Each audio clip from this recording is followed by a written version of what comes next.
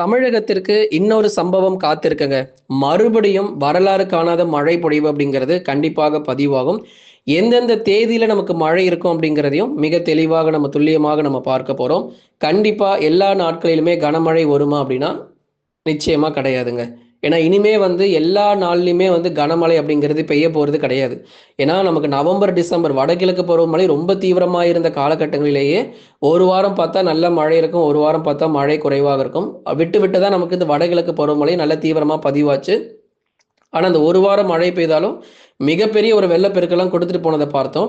அதே மாரி இந்த ஜனவரி மாதத்திலயும் ஏதாவது ஒரு லோ பிரஷர்ஸ் ஃபார்ம் ஆகுமா அப்படின்னா, கண்டிப்பா ஃபார்ம் ஆகும். 100% அந்த எல்பிஏ என்று சொல்லக்கூடிய லோ பிரஷர் ஏரியா ஃபார்ம் ஆகுறதுக்கான வாய்ப்புகள் ரொம்ப அதிகமா இருக்கு. இலங்கை ஒட்டி அது உருவாகும். உருவாகி அப்படியே இலங்கையில கரைய கடந்துருச்சுன்னா நமக்கு பிரச்சனை இல்ல. ஆனா, ஒருவேளை அந்த தாழ்வு பகுதி வடக்கு மற்றும் வடமேற்கு திசை நோக்கி நகர ஆரம்பிச்சதுன்னா, தமிழ்நாட்ட நோக்கி நகர ஆரம்பிச்சுரும். அதுக்கப்புறம் மிகப்பெரிய ஒரு பிரச்சனைக்குள்ள நம்ம மாட்டிப்போம். சரிங்க. தமிழ்நாடு இப்ப அடுத்து வரக்கூடிய நாட்கள்ல இந்த ஜனவரி 10க்கு அப்புறம் 10லிருந்து 20லிருந்து இந்த 20க்குள்ள ஜனவரி 10 முதல் 20க்குள்ள ஒரு மிக தீவிர ஒரு மழை பொழிவை சந்திக்குமா அப்படிங்கிறத இப்ப பார்க்கலாம். நீங்க மறக்காம லைக் பண்ணாதும் கொஞ்சம் சீக்கிரமா ஒரு லைக்க போட்டு விடுங்க. யார் யாரெல்லாம் இன்னும் சப்ஸ்கிரைப் பண்ணாம இருக்கீங்களோ கொஞ்சம் மறக்காம சப்ஸ்கிரைப் பண்ணுங்க. ஏன்னா வரக்கூடிய டேட் அனௌன்ஸ்மெண்ட் கொடுத்துட்டு இருக்கிறோம். முக்கியமான தகவல் நம்ம போயிட்டு இருக்கிறோம். இது சாதாரணமா எடுத்துக்காதீங்க.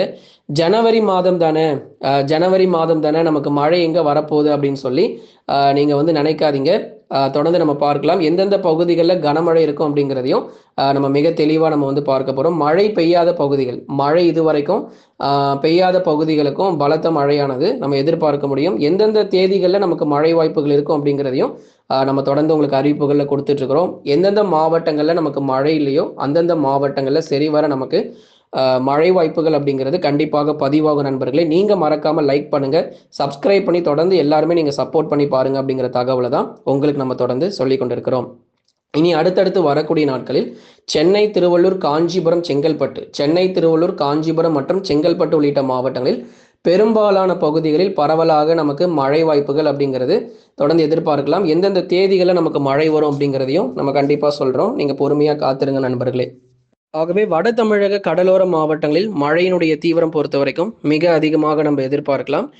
எந்தெந்த பகுதிகளில் நமக்கு மழை பெய்யலையோ எல்லா பகுதிகளுக்குமே மறுபடியும் ஜனவரி 10ஆம் தேதிக்கு அப்புறம் கனமழையானது கண்டிப்பாக நமக்கு பதிவாகுங்க. ஏன்னா ஜான்வரி 10க்கு அப்புறம் தான் இந்த லோ ப்ரெஷர் இன்னும் நமக்கு ரொம்ப வலுவாக போகுது.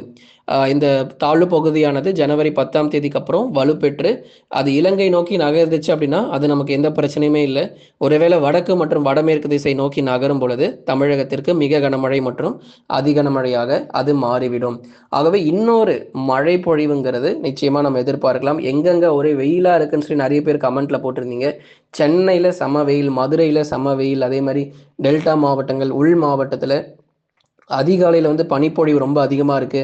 அதுக்கப்புறம் பகல்ல பார்த்தா பயங்கரமா வெயில் அடிக்குதுன்னு சொல்லி போட்டிருந்தீங்க. அதுதான் நம்ம நேற்று வானிலை அறிக்கையில் நம்ம சொல்லியிருந்தோம். உங்களுக்கு ஜனவரி 10ஆம் தேதி வரைக்கும் பகல் நேரங்களில் வெயில் இருக்க தான் செய்யும்.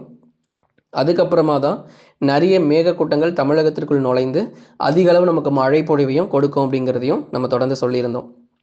ஆகவே புயல் சின்னம் அப்படிங்கிறது உறுதியாக நம்ம எதிர்பார்க்கலாம். ஏன்னா இப்போ லோ ப்ரெஷர் அப்படிங்கிறது ஃபார்ம் ஆகுது. இது ஏங்க திடீர்னு இப்போ தமிழ்நாட்டை மிரட்டிக்கிட்டு இருக்கு அப்படின்னு சொல்லி நிறைய பேர் கேட்குறீங்களா? வடகிழக்கு பருவமழை பொறுத்த வரைக்கும் நமக்கு இன்னும் முடிவடையலை. இதை பற்றி நம்ம ஏற்கனவே நம்ம பல முறை நம்ம சொல்லியிருக்கிறோம். வடகிழக்கு பருவமழை தாமதமாக தொடங்கியதன் காரணமாகவே இன்னும் நம்ம தமிழ்நாட்டில் மழை பொழிவு அப்படிங்கிறத நம்ம பார்த்துட்டு இருக்கிறோம். அதே போல் தாமதமாக எப்படி வடகிழக்கு பருவமழை தீவிரமானதோ அதே மாதிரி தாமதமாக தான் இந்த வடகிழக்கு பருவமழை தமிழ்நாட்டை விட்டு போகும் அப்படிங்கிறதுல எந்த மாற்றமும் கிடையாது.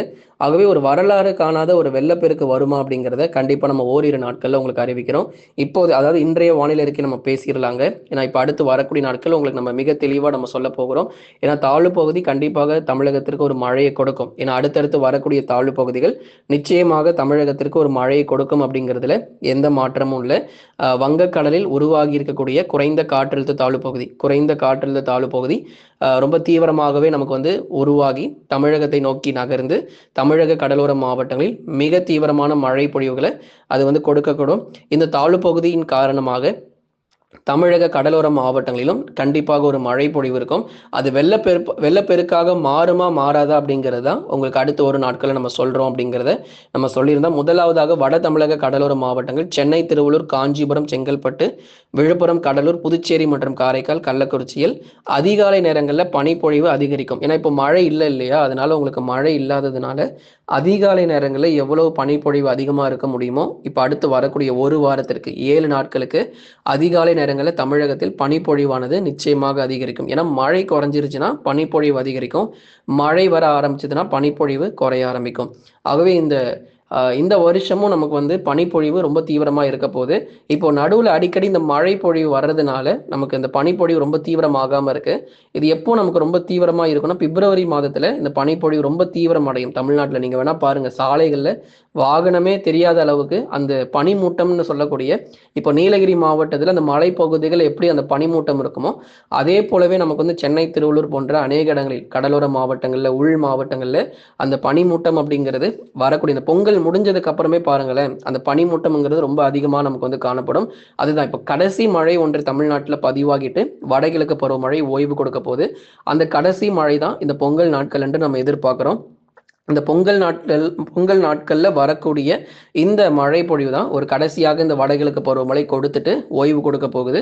பிப்ரவரி மாதங்களில் அதிக பனிப்பொழிவையும் நம்ம வந்து பார்க்க போறோம். எப்படியும் வந்து நம்ம வெப்பநிலை அதிகமான, ஏன்னா 2024ல எல்லாருக்குமே தெரியும் மீனம்பாக்கம் தான் ஹையஸ்ட் ரெக்கார்ட் பண்ணுச்சு. 44 டிகிரி செல்சியஸ்க்கு மேல வெப்பம் பதிவாச்சு. அதே மாதிரி திருப்பத்தூர் மாவட்டங்கள், வேலூர் மாவட்டங்கள்ல உச்சகட்ட வெப்பநிலை 2024 மே மாதத்துல பதிவானதை பார்த்தோம்.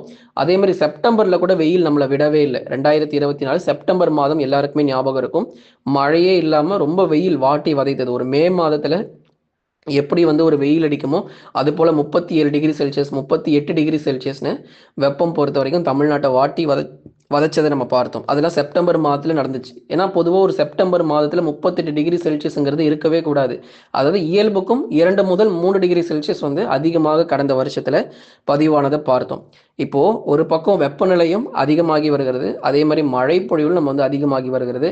இனி வரக்கூடிய வருஷங்கள் நமக்கு இப்படிதான் இருக்கும். வரக்கூடிய நாட்கள்ல வந்தால் மழை ஒரேடியாக அதிகமான மழை பொழிவு பதிவாகிட்டு போகும். அதே மாதிரி வெப்பநிலை பதிவாகும் போது அதிகபட்சமான ஒரு வெப்பநிலை அப்படிங்கிறது தமிழ்நாட்டில் பதிவாகிட்டு போகும். அதே மாதிரி பனிப்பொழிவுன்னு வந்தாலும் அதிகப்படியான பனிப்பொழிவு நமக்கு பதிவாகும் அப்படிங்கிறத நம்ம சொல்லிடுறோம்.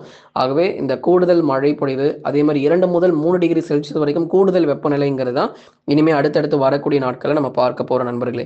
நீங்க மறக்காம லைக் பண்ணுங்க, சப்ஸ்கிரைப் பண்ணி தொடர்ந்து சப்போர்ட் பண்ணுங்க. நம்ம சேனல் நிறைய உங்களுக்கு ப்ராடக்ட்ஸ் எல்லாமே உங்களுக்கு அந்த ஸ்க்ரீன்ல தெரியும். அந்த ப்ராடக்ட்ஸ் நீங்க வேணும் அப்படின்னா நீங்க வாங்கிக்கலாம், உங்களுக்கு ரொம்ப பயனுள்ளதாக இருக்கும். அநேக இடங்கள்ல கனமழை வந்து நீங்க எதிர்பார்க்கலாம். அநேக இடங்கள்ல பலத்த மழையானது தொடர்ந்து நம்ம எதிர்பார்க்க முடியும். மழை பெய்யாத பகுதிகளுக்கும் பலத்த மழை எச்சரிக்கை, எங்கெங்கெல்லாம் நமக்கு மழை சரிவர பெய்யலையோ அந்த பகுதிகளுக்கும் கனமழையானது ரொம்ப தீவிரமாக நமக்கு வந்து பதிவாகிரும். அதனால் நீங்கள் கவலைப்படணுங்கிற அவசியம் கிடையாது. அதனால் மழை நிச்சயமாக இருக்குது. ஜனவரி 10ஆம் தேதிக்கு அப்புறம் கனமழைங்கிறது கண்டிப்பாக இருக்குது. ஆனால் அது வந்து ஒரு மிகப்பெரிய ஒரு வெள்ளப்பெருக்கு ஏற்படுத்துமா அப்படிங்கிறத இப்போ இன்னமும் நம்ம சந்தேகமாக இருக்கிறது. ஓரிரு நாட்களில் உங்களுக்கு அதுக்கான தெளிவான தகவல் நம்ம அறிவிக்கிறோம். நீங்கள் சப்ஸ்கிரைப் பண்ணி வச்சுக்கோங்க. உங்களுக்காகவே நம்ம துல்லியமான வானிலை அறிக்கையை நம்ம கொடுத்துட்ருக்குறோம். ஒவ்வொரு நாளும் உங்களுக்கு டேட் அனௌன்ஸ்மெண்ட், இப்போ அடுத்து வரக்கூடிய நாளை முதல் உங்களுக்கு எந்தெந்த மாவட்டத்தில் எந்தெந்த தேதியில் கனமழைங்கிறத நாளையிலிருந்து உங்களுக்கு டேட்டை வந்து ஒவ்வொரு மாவட்டத்துக்கும் நம்ம பிரித்து கொடுக்க போகிறோம்.